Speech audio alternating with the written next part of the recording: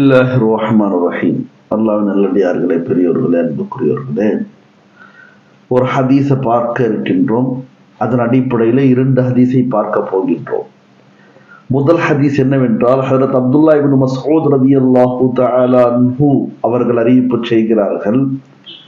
நபி அவர்கள் கூறினார்கள், யா மாஷர ஷபாப், வாலிபர்களே,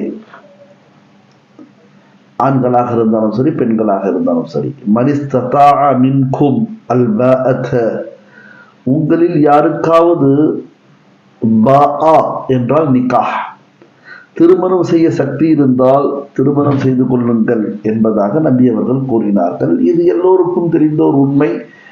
நபிமார்களுடைய சுன்னத், ரசூலுல்லாஹ்வுடைய சுன்னத். இதுல மாற்று கருத்து எந்த உலமாக்களுக்கும் யாருக்கும் கிடையாது.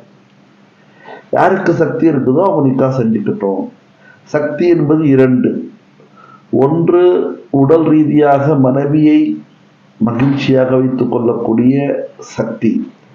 இன்னொன்று, மனைவிக்கான கியாம் தாம்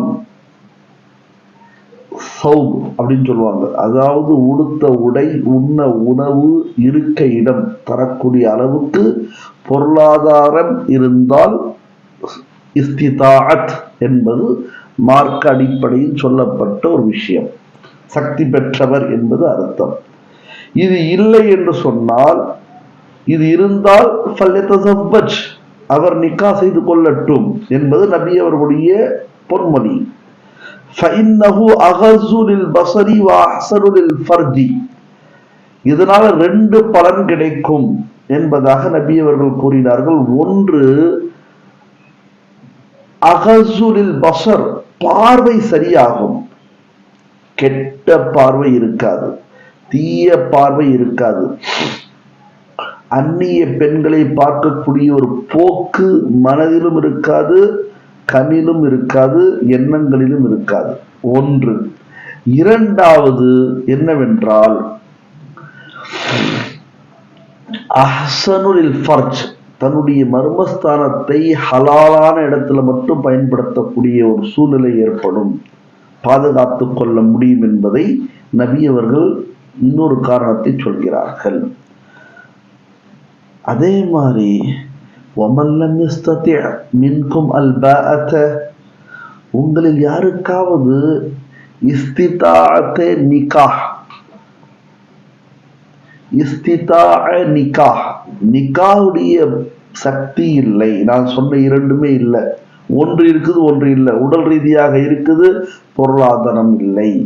பொருளாதார ரீதியாக இருக்கிறது, உடல் ரீதியாக இல்லை. இப்படிப்பட்ட ஒரு நபராக இருக்கிறார் சொன்னால் ஃபஅலைஹி பிஸ்ஸௌமி, அவர் எதை கடைபிடிக்கவும்? நோன்பை கடைபிடிக்கவும். ஏனென்றால் நோன்பு வைப்பதன் மூலமாக ஃபஇன்னஹு லஹு விஜாஉன், அவருக்கு நிக்காவால் எந்த பலன்லாம் கிடைக்குமோ அந்த பலன் நோம்பால் கிடைத்துவிடும் என்பதாக நபி அவர்கள் கூறினார்கள். நிக்காவால் 2 பலன்கள் நபி அவர்கள் சொன்னார்கள். ஒன்று, பார்வை சரியாகும், நோம்பாலும் பார்வை சரியாகும், நல்ல பார்வை தான் இருக்கும், நல்லதை மட்டும்தான் பார்ப்போம் நோன்பு நேரத்தில் இன்ஷா அல்லாஹ். அதே மாதிரி அஹ்ஸனுல் ஃபர்ஜ், தன்னுடைய மர்மஸ்தானங்களை நோன்பு நேரத்தில் யாரும் ஹராமாக பயன்படுத்த மாட்டான், ஹலாலாக பயன்படுத்தினாலும் இரவில் தான் பயன்படுத்துவான் என்பதை நாம் விளங்கி வைத்திருக்கின்றோம், சட்டங்களை தெரிந்து வைத்திருக்கின்றோம் என்பதை விளங்கிக் கொள்ள வேண்டும். இந்த ஹதீஸுடைய அடிப்படையில ஒரு ஹதீஸ் இருக்குது. அந்த ஹதீஸ்ல நபி அவர்கள் சொன்னார்கள், துன்கஹுல் மர்அத்து லி அர்பயின், ஒரு பெண்ணை நிக்கா செய்து கொள்ள வேண்டும் என்று சொன்னால் 4 காரியங்களுக்காக செய்து கொள்ளலாம். ஒன்று, லி மாலிஹா, செல்வத்திற்காக, பெண் பெரிய சீமாட்டி செல்வந்தர் அதற்காக. இரண்டாவது, வலி ஹசபிஹா, பரம்பரை, பெரிய பரம்பரை. மூன்றாவது, வலி ஜமாலிஹா, அழகான பெண். நான்காவது, வலி தீனிஹா, மார்க்க அடிப்படையில் இருக்கக்கூடிய பெண். இந்த 4ஐயும் சொல்லிவிட்டு நபி அவர்கள் சொன்னார்கள், ஃபஸ்ஃபர் பிதாத்தி தீன், மார்க்க ரீதியான பெண்ணை நிக்கா செய்து கொண்டு அவர் வெற்றி பெறட்டும் என்பதாக நபி அவர்கள் கூறினார்கள். இந்த ஹதீஸ் அபூ ஹுரைரா ரலியல்லாஹு தஆலா அன்ஹு அவர்கள் ரிவாயத் செய்றாங்க. இன்னொரு ஹதீஸ் இருக்குது, அத்துன்யா குல்லுஹா மதா வஹைரு மதாஉ துன்யா வஹைரு மதாஇத் துன்யா அல் மர்அத்து ஸாலிஹா. அத்துன்யா குல்லுஹா மதா, உலகம் முழுக்க வஸ்துக்கள் பொருட்கள் இருக்கின்றன. வஹைரு மதாஇத் துன்யா, உலக பொருட்கள்லயே வஸ்துக்கள்லயே சிறந்த பொருள் எது? அல் மர்அத்து ஸாலிஹா, சாலிஹான நற்குணமுள்ள ஒரு பெண், தீன்தாரியான பெண். ஆயிஷா ரலியல்லாஹு தஆலா அன்ஹாவை போன்று, ஹதீஜா ரலியல்லாஹு தஆலா அன்ஹாவை போன்று, நபிமார்களுடைய மனைவிமார்களை போன்று, குறிப்பாக உம்மஹாத்துல் முஃமினீன் என்று சொல்லப்படுகின்ற ரசூலே கரீம் ஸல்லல்லாஹு அலைஹி வஸல்லமுடைய மனைவிமாக நமக்கெல்லாம் தாயாக இருக்கிறார்களே, அவர்களை போன்று, ஹஜ்ரத் ஃபாத்திமா ரலியல்லாஹு தஆலா அன்ஹாவை போன்று, ஆசியா, ஃபிரௌன் அவருடைய மனைவியாக இருந்த ஆசியா அவர்களை போன்று, ஹஜ்ரத் மரியம் அலைஹஸ்ஸலாத்து வஸ்ஸலாத்தை போன்று இப்படிப்பட்ட பெண்கள் மர்அத்து ஸாலிஹாவாக இருக்கிறார்கள். இப்படிப்பட்ட பெண்களை நிக்கா செய்து கொண்டு நீங்கள் வெற்றி பெறுங்கள் என்பதாக நபி அவர்கள் கூறினார்கள். இந்த ஹதீஸை அறிவிப்பாளர் ஹஜ்ரத் அப்துல்லா பின் அம்ர் பின் ஆஸ் ரலியல்லாஹு தஆலா அன்ஹுமா. இதுதான் நிக்காஹுடைய வரமுறையாக இருக்கிறது சுருக்கமாக. ஆனால் இன்றைய காலத்தில் நிக்காஹ் என்பது ஒரு பெரிய வியாபாரமாக ஆகிவிட்டது. குறிப்பாக பெண் வீட்டார்களுக்கு எவ்வளவு சுமை சுமத்தப்படுகிறது என்று சொன்னால் ஒரு விதத்தில் தண்டனையாக கூட இருக்கும். அந்த அளவிற்கு சுமை, தாங்க முடியாத சுமை. பெண் வீட்டார்கள் மூலமாக உணவு உண்பது குரானிலோ ஹதீஸிலோ சொல்லப்பட்ட ஒரு ரிவாயத்தும் யாரும் காட்ட முடியாது. ஒலிமா விருந்து உங்களுக்கு ஹதீஸ்ல கிடைக்கும். அதுவும் ஒரு ஆணுக்கு தான் இருக்குமே தவிர, கணவருக்கு தான் இருக்குமே தவிர ஒரு மனைவிக்கு இருக்காது. ஆனால் இன்னைக்கு மண்டபம் பிடிப்பது பெண் வீட்டார்கள், நிக்காவுடைய உணவை கொடுப்பது பெண் வீட்டார்கள் பொதுவாக. அதே போன்று வரதட்சணை என்ற பேர்ல செல்வங்கள், அதாவது கட்டில், பயன்படுத்தக்கூடிய கணவன் மனைவி பயன்படுத்தக்கூடிய பெட்ஷீட், போர்வை, தலகாணி, மெத்த, பீரோ, இப்படி சொல்லிக்கிட்டே போகலாம். இன்னும் என்னென்ன கொடுப்பாங்கன்னு தெரியல, என்னென்ன கொடுக்கணும்னு தெரியல. அந்த அளவிற்கு இன்னைக்கு அனாச்சாரம் கூடிவிட்டது. பெரியவர்களே, சிவர்களே, வசதியான ஒரு அழகான பெண், தீனுள்ள பெண் தன்னுடைய கணவருடைய வீட்டார்களுக்கும், வீட்டார் என்று சொன்னால் தன்னுடைய கணவருக்காக நிக்காவுக்காக அவங்க செய்கிறாங்கன்னு சொன்னா இது கூடும். இதுல மாற்று கருத்தே கிடையாது. ஆனால் இன்று அது இல்லவே இல்லை.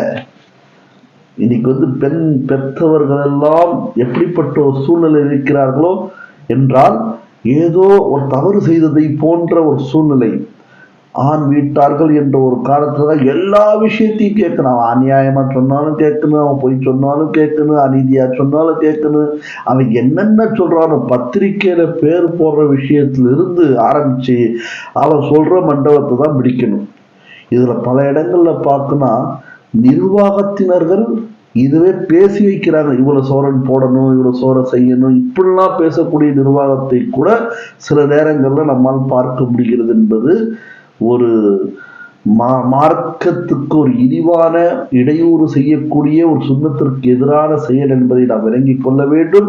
எனவே பெண் வீட்டார்களுக்கு எந்த விதத்திலும், சொல்ல போனால் மகரை கொடுத்து வலிமா விருந்தை போட்டு ஜௌஜ் என்று சொல்லப்படுகின்ற கணவர் தான் அதை செய்து நிக்கா செய்துட்டு போடுமே தவிர பெண் வீட்டார்களுக்கு சுமை கொடுப்பது எந்த விதத்திலும், எந்த ஷரியத்திலும், எந்த நபிமாருடைய வரலாறிலும், எந்த சஹாபாக்குடைய வரலாறிலும் நம்மால் பார்க்க இயலாத ஒரு காரியம். அந்த காரியம் நம்முடைய சமூகத்தில் கேன்சரை போன்று பரவி விட்டது என்பதை நாம் விளங்கிக் கொள்ள வேண்டும்.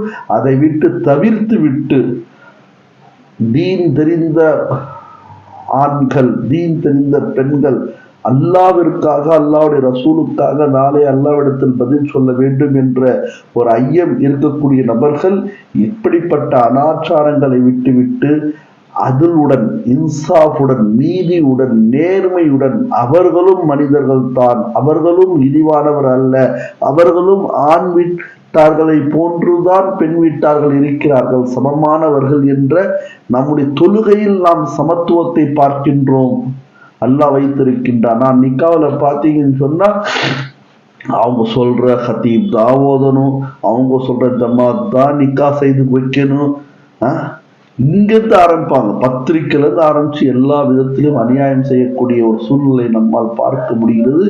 இதனாலேயே பல ஏழை குமர்கள் தன்னுடைய நிக்காவை தவிர்த்து கொண்டு கண்ணீர் வடிக்கின்ற ஒரு அவல நிலைகளை நம்மால் சமூகத்தில் காண முடியும் என்பதை நாம் விளங்கிக் கொள்ள வேண்டும். எனவே அல்லாஹு தஆலா நம் அனைவருக்கும் இந்த ஹதீஸ்களின் அடிப்படையில அழகான முறையில் வாழ்ந்து மார்க்க ரீதியாக ஒரு ஆணை நிக்கா செய்து கொண்டு ஒரு பெண்ணை நிக்கா செய்து கொண்டு ஆண் பஸ்பர் பிதாத்தி தீனுடைய பெண்ணை நிக்கா செய்து கொண்டு வெற்றி பெறுங்கள் என்று ரசூலுல்லாஹி ஸல்லல்லாஹு அலைஹி வஸல்லம் சொல்லியிருக்கிறார்களே, அந்த அடிப்படையில் நம்முடைய வாழ்க்கை அமைத்துக் கொள்ள அல்லாஹ் தஆலா நம் அனைவருக்கும் தௌஃபீக் தந்தருள்வானாக. ஆமீன். வாஹிரு தஅவானா அல்ஹம்துலில்லாஹி ரப்பில் ஆலமீன். அஸ்ஸலாமு அலைக்கும் வரஹ்மத்துல்லாஹி வபரகாத்துஹு.